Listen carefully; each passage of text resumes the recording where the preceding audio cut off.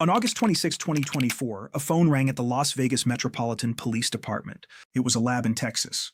The lab had news. After 3 years of work, building family trees from strangers' ancestry uploads, tracing DNA branches across generations, narrowing a genetic map down to a single name, Othram Labs had their answer. The man who strangled Melonie White and dragged her body into a desert wash 10 miles from the Las Vegas Strip on a summer night in 1994 had been identified. His name was Arthur Lavery. He had grown up right there in Las Vegas. He had lived in that city his entire life. And he had been dead for 3 years. He died in May 2021 from COVID complications, never knowing that a nonprofit funded by 6 ordinary people had sent his DNA to a private laboratory in Texas. Never knowing that scientists were reconstructing his genetic identity from crime scene evidence that was 30 years old. Never knowing that the family trees of strangers who had uploaded their ancestry results to a website were being traced branch by branch until every path led back to him. He died thinking he had gotten away with it. He was wrong. But here is the detail that makes this case unlike almost any other cold case in the files of Las Vegas. The phone call that identified Arthur Lavery came on August 26, 2024. Melonie White's body had been found on August 27, 1994, 1 day short of exactly 30 years, as if the evidence itself had been waiting, patient, preserved, invisible, for 3 decades, before finally delivering its answer 1 day before the anniversary of the morning. 2 hikers walked into Gypsum Wash and found a young mother's body in the desert. Her son was a baby when she died. He is 33 years old now. He finally knows what happened to his mother, and the man responsible died believing his secret had died with him. It had not. By the end of this video, you are going to understand exactly what happened to Melonie White on the night she was killed in August 1994, and why investigators hit the same wall 3 separate times across 3 decades. You are going to find out how 6 ordinary people with a nonprofit and a crowdfunding page cracked a case that an entire homicide division could not crack with 30 years of effort. You are going to follow the science. Exactly how Othram Labs rebuilt Arthur Lavery's genetic identity from degraded 30-year-old evidence, and how strangers uploading their DNA to ancestry websites unknowingly helped identify a killer they had never heard of. You are going to hear what Melonie's brother said when he almost deleted the voicemail that told him everything. And you are going to sit with the question that this case leaves open because Arthur Lavery is dead. There will be no trial, no conviction, no courtroom moment where someone looks him in the eye and says what he did. The answer came. Justice, in the way most people understand it, did not. This is the complete story of Melonie White, and the 30 years it took to say her killer's name out loud. Melonie White was 27 years old in the spring of 1994. She had grown up in Arizona, surrounded by her family, her brothers Walter and Jason, her mother, the people who would spend the next 3 decades waiting for answers she could no longer give them herself. By all accounts from the people who knew her, Melonie was the kind of person whose warmth was immediately apparent. Walter White, her brother, described her simply at the October 2024 press conference where her killer was finally named. He said she was a super kind heart. He said she was just a really nice person. He said it was tragic. And the word landed differently than it usually does, because he had been carrying it for 30 years. Melonie was a mother.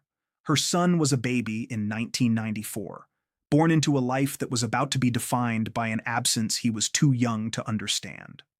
In the spring of 1994, Melonie made a decision that many people in their 20s make. She was searching for something. A new start, a new city, a new chapter. She had been moving between Phoenix and Las Vegas, trying to find steady work, trying to build something sustainable. She was fashionable, according to people who knew her, someone who paid attention to how she presented herself, someone who was actively imagining her future. She moved to Las Vegas with her boyfriend in the spring of 1994. She had been in the city for only a few months when she was killed. She was still learning the streets, still finding her rhythm, still in that early phase of building a new life where everything feels provisional and possible at the same time. She had friends in the city who saw her the night before her murder. She had a baby son who needed her to come home.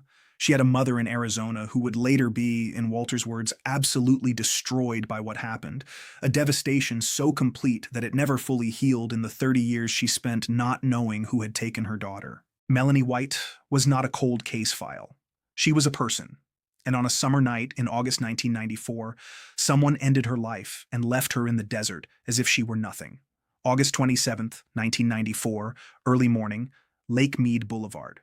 Two men were hiking near the entrance to the Lake Mead National Recreation Area, approximately 10 miles east of the Las Vegas Strip. The area was dry and desert flat, the kind of terrain where the city's edges dissolve into scrubland and wash channels carved by occasional water. Near Gypsum Wash, a drainage area just off the road, they found a body. They called 911.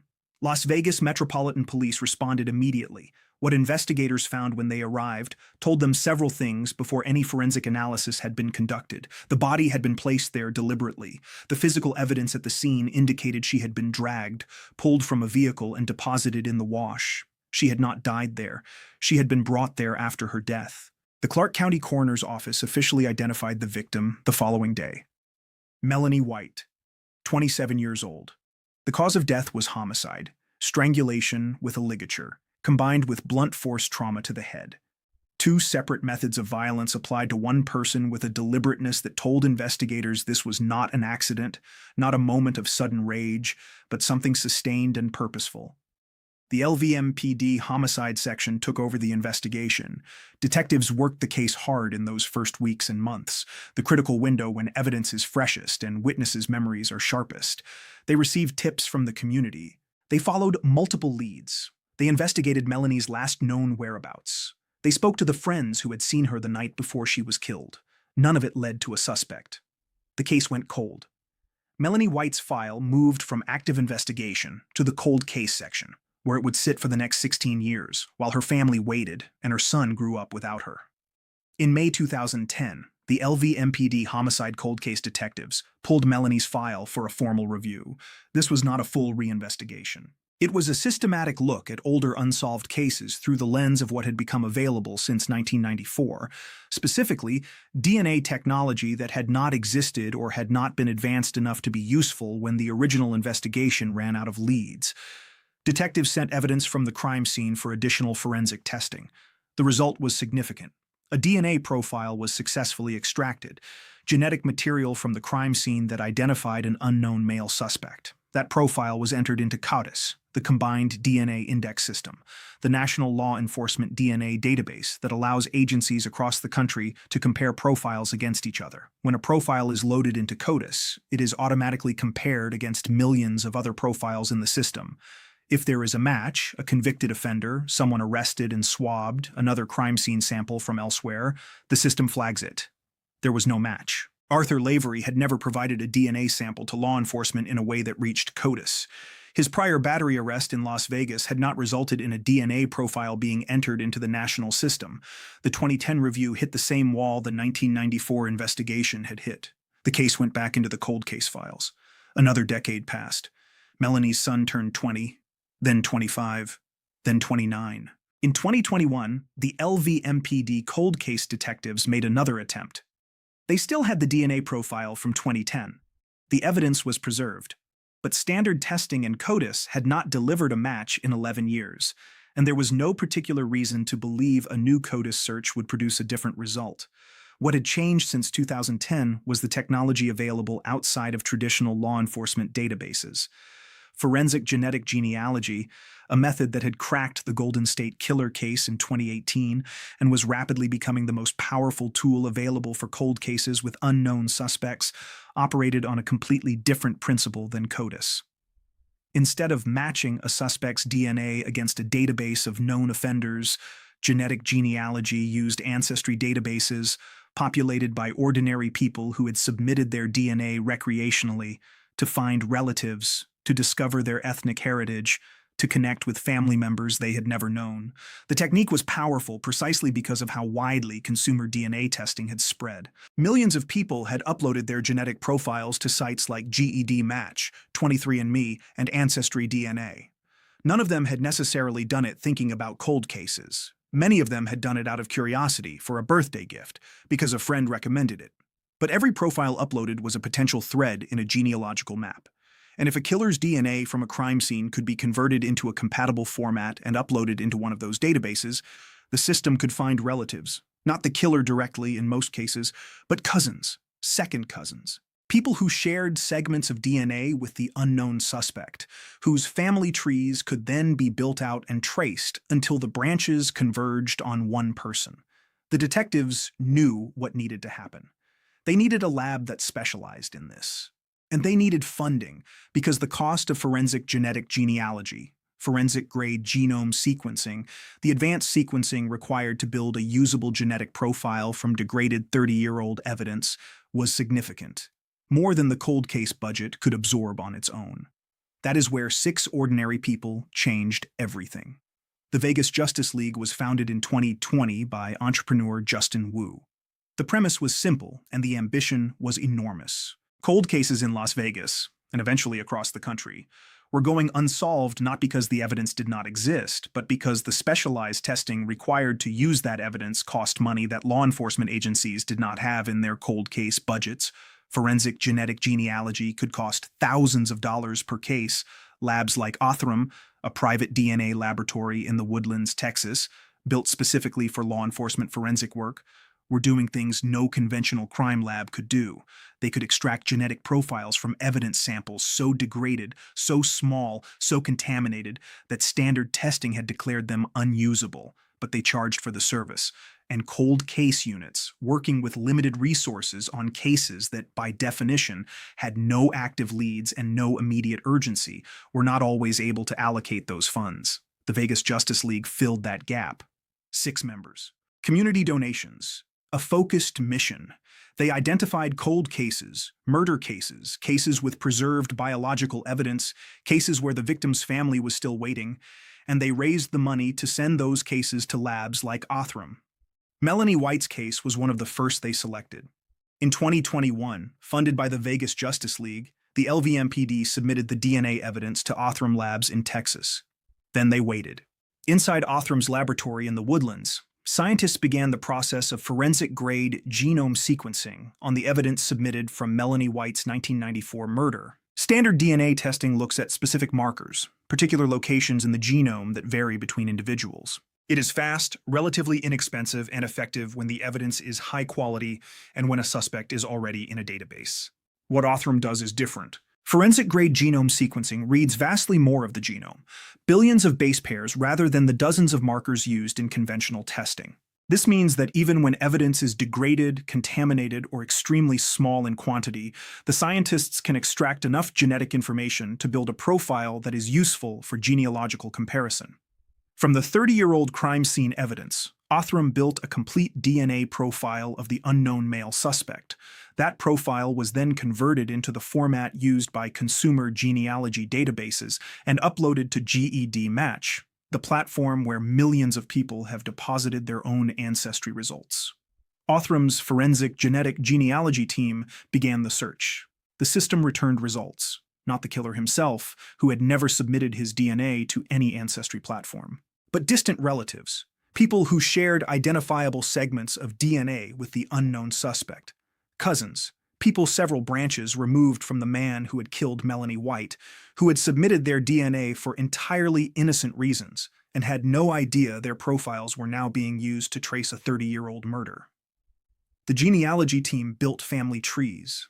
They traced the DNA matches backward and forward through generations, through birth records, marriage records, death certificates, census data, the accumulated documentation of family history that exists in public records and genealogical archives.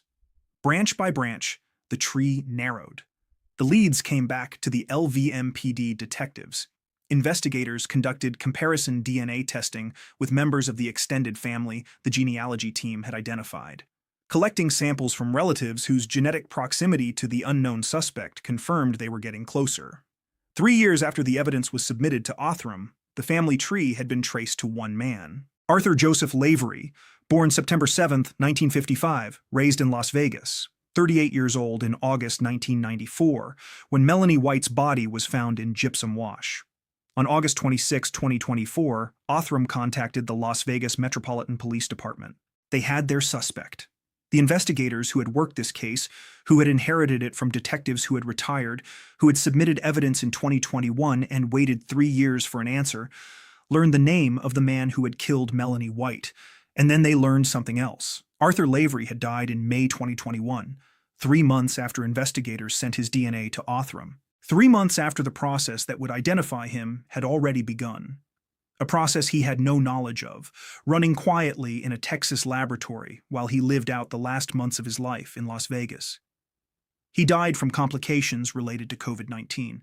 He died, as far as anyone knows, believing that a 30-year-old murder in a desert wash had been forgotten, that the evidence had degraded past usefulness, that the world had moved on. He died thinking he had gotten away with it. He had not gotten away with it. The answer was already in process. He just did not live to hear it delivered. Investigators noted that Lavery had a prior arrest in Las Vegas for battery. He had grown up in the city. He had lived there his entire life. What his connection to Melonie White was, how they knew each other, whether they knew each other, what the circumstances were on the night she was killed, is information that investigators have not publicly detailed, and with Lavery dead, some of those answers may never fully emerge. On October 22, 2024, the Las Vegas Metropolitan Police Department held a press conference. Melonie White's brothers Walter and Jason were there. For Jason White, the news had arrived by voicemail. He had been on a work trip, his phone flooded with campaign calls ahead of the November election. He had been ignoring most of them. On a whim, he decided to listen to a message from a Metro police sergeant, a number he almost scrolled past. 30 years collapsed into a voicemail. Metro Police had identified Melonie's killer. They wanted to inform her family of their discovery. At the press conference, Jason and Walter spoke publicly about their sister for the first time in years in front of cameras. Jason described what the family had been through, the decades of not knowing. The effect on their mother, who Walter said had been absolutely destroyed by Melonie's death. A grief so profound it had never fully lifted in the 30 years between August 1994 and August 2024. Walter said they were grateful to the LVMPD detectives who never fully closed the file, to the Vegas Justice League whose donation had made the Othram submission possible. He said something else that stopped the press conference for a moment. He said Melonie had a son. That son was 33 years old now, healthy, happy, part of the family. He finally knew what happened to his mother. Las Vegas Homicide Lieutenant Jason Johansson also spoke. He thanked the Vegas Justice League directly, saying it was their support that had directly led to the closure of 9 cold cases in Las Vegas, cases that would never have been solved without their assistance. 8 days later, on October 30th, 2024, the Vegas Justice League was awarded a key to the Las Vegas Strip. Melonie White moved to Las Vegas in the spring of 1994 looking for a new start. She was 27 years old. She had a baby son. She was building something. Searching for steady work, for a city where things would come together, for the version of her future she had not yet found. She had been in Las Vegas for only a few months when her life ended in a desert wash off Lake Mead Boulevard. For 30 years, her killer's name was unknown. For 30 years, her son grew up with a gap at the center of his history that no one could fill. For 30 years, her mother carried a grief so complete it broke something that never healed. And for 30 years, Arthur Lavery lived in the same city where he had killed her, walking the same streets, breathing the same desert air, carrying a secret that he apparently believed was safe. It was not safe. It was sitting in an evidence locker, preserved, waiting for the technology to catch up with what had happened, waiting for 6 people with a nonprofit and a community of donors to raise enough money to send it to a laboratory in Texas, waiting for Othram's scientists to read 30-year-old DNA and turn it into a family tree, waiting for the answer that arrived on August 26, 2024, one day before the 30th anniversary of the morning Melonie White was found. Arthur Lavery died in May 2021. He died thinking the desert had kept his secret. The desert had not kept his secret. The DNA had, and it waited patiently for 30 years, for the moment someone had the tools and the funding and the will to finally ask it the right question. Melonie White's son is 33 years old. He knows his mother's name. He knows what happened to her, and now so does the rest of the world.